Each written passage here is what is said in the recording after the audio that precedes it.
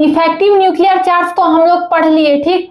अब देखिए effective nuclear charge यानी कि जेड इफेक्टिव को हम लोग कैसे निकालेंगे, तो उसका फार्मूला भी हम लोग निकाल चुके हैं पिछले क्लास में। उसका फार्मूला क्या होता है, तो जेड माइनस सिग्मा होता है। जेड क्या हो गया, एटॉमिक नंबर, सिग्मा क्या हो गया, स्क्रीनिंग कांस्टेंट। अब देखिए एटॉमिक नंबर तो आपको दिया हुआ रहेगा, वहीं स्क्रीनिंग कांस्टेंट हम कैसे निकालेंगे, यानी कि सिग्मा का वैल्यू हम कैसे कैलकुलेट करेंगे, तो उसके लिए स्लेटर नाम के साइंटिस्ट ने रूल दिया, ठीक। तो उनका रूल क्या था, उनका रूल यही था कि देखिए यानी एस और पी के लिए जो है अलग रूल होगा, और वहीं पे डी और एफ के लिए यानी डी और एफ सबसेल के लिए अलग रूल होगा। बात समझ में आ गया। जो है हम लोग सिग्मा का वैल्यू कैलकुलेट करना सीखते हैं, लेकिन उससे पहले देखिए एक चीज आप लोग यहाँ पे नोट करिए। देखिए एन का वैल्यू अगर मैक्सिमम होता है, हम लोग क्या जानते हैं कि अगर प्रिंसिपल क्वांटम नंबर यानी कि एन का वैल्यू अगर मैक्सिमम होगा, यानी जिस सेल का एन वैल्यू ज्यादा होगा उसको हम क्या कहते हैं भाई, तो वैलेंस सेल कहते हैं, ठीक है। उसको हम क्या कहते हैं, वैलेंस सेल। अगर n-1 आता है यानी n के जस्ट एक पहले यानी n-1 आएगा तो उसको हम क्या कहते हैं, पेनल्टीमेट सेल कहते हैं, ठीक है। वहीं पे n-2 वाले को क्या कहेंगे, इसको कहेंगे एंटी पेनल्टीमेट सेल, ठीक है। इसी तरह से n-3, 4 इस तरह से जो आते जाएगा उसको हम क्या कहेंगे, इसी तरह से इनर सेल। बात समझ में आ गया। तो चलिए अब जो है हम s के लिए सिग्मा का वैल्यू निकालते हैं, s और p के लिए। तो एक एग्जांपल लेते हैं। चलिए पहला एग्जांपल हम कोई सा भी ले लेंगे। हम ले लिए मैग्नीशियम, ठीक, जिसका कि एटॉमिक नंबर होता है 12। अब इसका इलेक्ट्रॉनिक कॉन्फ़िगरेशन निकालिए। इसका कॉन्फ़िगरेशन होगा 1s2, 2s2, 2p6, उसके बाद 3s2, कितना हो गया, 2 2 4 6 4 10 2 12। तो चलिए इसका जो है ये इलेक्ट्रॉनिक कॉन्फ़िगरेशन हो गया। अब देखिए यहाँ पे मेरा n वैल्यू किसमें मैक्सिमम है, तो यहाँ पे n का वैल्यू यहाँ पे मैक्सिमम है 3, तो ये मेरा क्या हो गया, वैलेंस सेल, ठीक। वहीं पे इससे n-1 यानी उससे जस्ट पहले यानी 2 वाला क्या हो गया मेरा, पेनल्टीमेट सेल। उससे जस्ट पहले वाला क्या हो गया, एंटी पेनल्टीमेट सेल। बात समझ में आया। इसको हम इनर सेल भी कहते हैं। देखिए n मैक्सिमम यानी कि जिसका n वैल्यू मैक्सिमम होगा उसमें जो पाया जाने वाला इलेक्ट्रॉन है उसके लिए कांस्टेंट वैल्यू क्या होगा, तो 0.35, ठीक है। ये सब आप लोग नोट कर लीजिएगा। जिसका वैल्यू n-1 होगा यानी पेनल्टीमेट सेल में पाए जाने वाले इलेक्ट्रॉन के लिए वैल्यू क्या होगा, तो इसका वैल्यू हो जाएगा 0.85, ठीक है। वहीं पे n-2, n-3, n-4 dot dot dot यानी इनर सेल में पाए जाने वाले इलेक्ट्रॉन के लिए, तो इसके लिए वैल्यू हो जाएगा 1, ठीक है। अब यहाँ पे एक चीज एक्सेप्शन में है। एक्सेप्शन में क्या चीज है, तो हीलियम के लिए क्या होता है, हीलियम के इलेक्ट्रॉन के लिए वैल्यू हो जाता है 0.30, ठीक। जो है स्लेटर का दिया हुआ रूल है, नियम है सिग्मा को कैलकुलेट करने के लिए। अब यहाँ पे देखिए n का वैल्यू यहाँ पे मैक्सिमम है, यानी ये हो गया मेरा वैलेंस सेल, ठीक है। अब यहाँ पे देखिए n-1 को हम क्या कहते हैं, पेनल्टीमेट सेल। इससे जस्ट पहले यानी ये मेरा हो गया n-1 का वैल्यू, इसके लिए क्या हो गया, ये हो गया मेरा पेनल्टीमेट सेल, ठीक है। ये जो है उससे जस्ट पहले यानी ये क्या हो गया, मेरा इनर सेल हो गया, जिसको कि हम एंटी पेनल्टीमेट सेल भी कहते हैं। अब देखिए यहाँ पे n मैक्सिमम के लिए जो सिग्मा का जो वैल्यू होता है, जो कांस्टेंट वैल्यू होता है, वो क्या होता है 0.35। तो यहाँ पे क्या हो जाएगा, ये वैल्यू इसके इलेक्ट्रॉन के लिए वैल्यू क्या हो जाएगा 0.35। अब यहाँ पे जो है इसके इलेक्ट्रॉन के लिए, पेनल्टीमेट सेल के इलेक्ट्रॉन के लिए वैल्यू हो जाएगा 0.85। तो चलिए यहाँ पे लिख दे रहे हैं 0.85। अब इनर सेल के लिए क्या हो जाएगा भाई, तो ये हो जाएगा 1, ठीक। अब देखिए यहाँ पे जो है टोटल कितना इलेक्ट्रॉन है, वैलेंस सेल में टोटल जो है 2 इलेक्ट्रॉन प्रेजेंट है, लेकिन हम जो है यहाँ पे सिर्फ एक ही इलेक्ट्रॉन के लिए स्क्रीनिंग कांस्टेंट का वैल्यू निकालेंगे, यानी कि एक ही इलेक्ट्रॉन के लिए स्क्रीनिंग इफेक्ट को कंसीडर करेंगे। बात समझ में आई। यानी है यहाँ पे भले 2 इलेक्ट्रॉन, लेकिन हम काउंट करेंगे एक इलेक्ट्रॉन को। इसके पीछे का रीजन क्या है, तो देखिए रीजन यही है। देखिए ये है मेरा न्यूक्लियर चार्ज, ये है फर्स्ट सेकेंड, ये है थर्ड सेल। अब थर्ड सेल में यहाँ पे टोटल कितना इलेक्ट्रॉन है भाई, तो 2 इलेक्ट्रॉन है। ये क्या है मेरा 3s, ठीक। 3s में 2 इलेक्ट्रॉन है। तो अब देखिए अगर मान लेते हैं कि हम पहले वाले इस इलेक्ट्रॉन के लिए अगर हम n सिग्मा का वैल्यू निकाल रहे हैं, अगर इसका हम स्क्रीनिंग वैल्यू अगर सिग्मा का वैल्यू अगर कैलकुलेट कर रहे हैं, तो हमको इस सेल में हमको इस इलेक्ट्रॉन से रिपल्सन मिल रहा है, यानी खुद में खुद का तो हम रिपल्सन शो नहीं कर सकते। स्क्रीनिंग इफेक्ट एक्चुअल में होता क्या है, तो इलेक्ट्रॉन का रिपल्सन होता है। तो देखिए ये इसको रिपेल करेगा, ये भी इसको रिपेल करेगा। अगर इसको कंसीडर करें करेंगे तो इसको सिर्फ यही रिपल्सन देगा, पर इसको हम कंसीडर करते हैं तो इसको यही रिपल्सन दे सकता है। यानी कि खुद में खुद का तो हम रिपल्सन नहीं दिखाएंगे, यानी कि हम क्या करेंगे, एक दूसरे से कंपेयर करेंगे। मान लीजिए कि कोई व्यक्ति कितना गुस्सैल है, कितना क्रोधी है, वो कब पता लगेगा, जब एक दूसरे के साथ उसको हम भिड़ा देंगे। एक व्यक्ति का अगर रेफरेंस मान करके चल रहे हैं, उसका अगर हम गुण अवगुण को अगर बताना चाह रहे हैं तो सामने वाले से कंपेयर करना पड़ेगा। यानी कि इसका जो रिपल्सन इस इलेक्ट्रॉन के साथ होगा, हम उसी को कंसीडर करेंगे। यहाँ चूंकि यहाँ पे 2 इलेक्ट्रॉन है तो एक ही इलेक्ट्रॉन से ना ये रिपेल हो रहा है, खुद में तो इसका रिपल्सन कैलकुलेट नहीं कर सकते।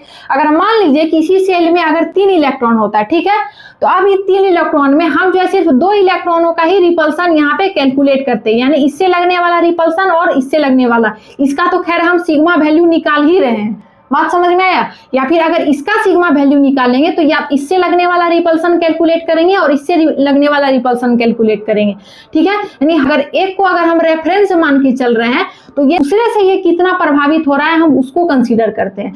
इसीलिए हम क्या करेंगे, यहाँ पे जो है 2 नहीं बल्कि 1 इलेक्ट्रॉन को ही हम स्क्रीनिंग इफेक्ट में हम कंसीडर करेंगे, यानी एक ही इलेक्ट्रॉन से यहाँ पे रिपल्सन को फेस करेगा। तो चलिए अब देखिए यहाँ पे टोटल कितना इलेक्ट्रॉन है, 6 और 2 कितना है भाई, तो 8। यहाँ पे 8 इलेक्ट्रॉन है, ठीक है। यहाँ पे टोटल कितना इलेक्ट्रॉन है, 2 इलेक्ट्रॉन है, ठीक। अब आपके दिमाग में ये क्वेश्चन भी आया होगा कि हम इसमें तो 1 इलेक्ट्रॉन को कंसीडर किए, फिर इसमें हम 7 इलेक्ट्रॉन को क्यों नहीं लिए, 8 को क्यों ले लिए।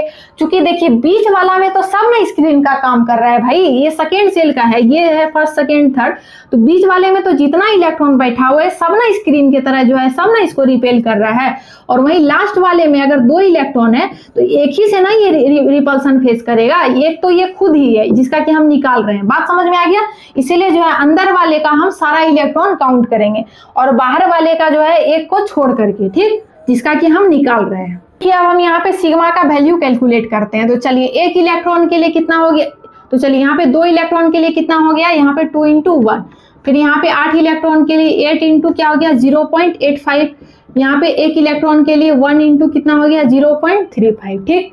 चलिए अब इसको मल्टीप्लाई कीजिए, 2 प्लस यहाँ पे कितना हो जाएगा, इसको मल्टीप्लाई करेंगे तो 6.8 हो जाएगा लगभग, यहाँ पे हो जाएगा 0.35, ठीक। अब यहाँ पे सिग्मा का वैल्यू क्या हो जाएगा, वैल्यू 9.15, ठीक है। अब यहाँ पे जेड इफेक्टिव का वैल्यू निकालिए, तो जेड इफेक्टिव क्या हो जाएगा, जेड माइनस सिग्मा। जेड मेरा क्या है भाई, जेड है मेरा 12, एटॉमिक नंबर कितना है 12, 12 में 9.15 आप माइनस करिए, टोटल हो जाएगा यहाँ पे 2.85, यानी जेड इफेक्टिव मेरा कितना आ गया यहाँ पे 2.85, ठीक है। अब देखिए यहाँ पे जो है एक नोट करने वाला बात है कि देखिए यहाँ पे मेरा जेड का वैल्यू कितना था, टोटल यहाँ पे 12 था, यानी टोटल नंबर ऑफ प्रोटॉन कितना है 12। वहीं पे जब हम जेड इफेक्टिव कैलकुलेट किए तो जेड इफेक्टिव मेरा आया 2.85, ठीक है।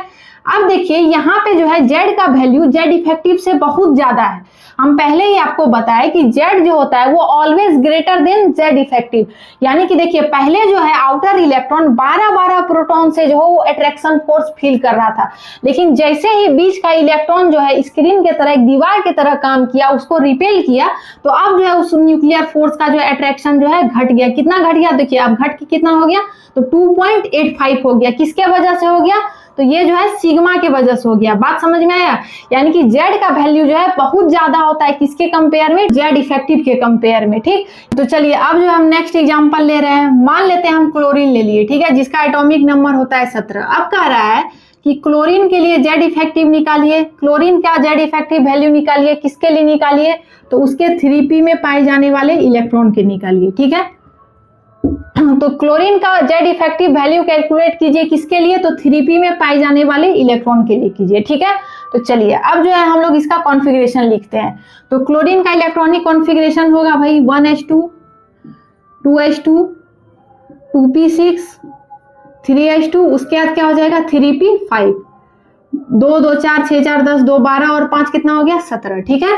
तो अब देखिए यहाँ पे n मैक्सिमम कितना है, तो यहाँ पे 3 है, यानी 3 है, तो ये इसका वैलेंस सेल इलेक्ट्रॉन हो गया, ये हो गया मेरा n मैक्स, ठीक है, वैलेंस सेल।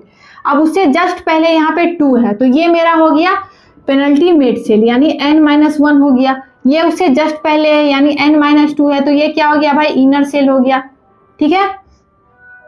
अब देखिए n मैक्सिमम के लिए इलेक्ट्रॉनों का जो है सिग्मा वैल्यू कितना था 0.35।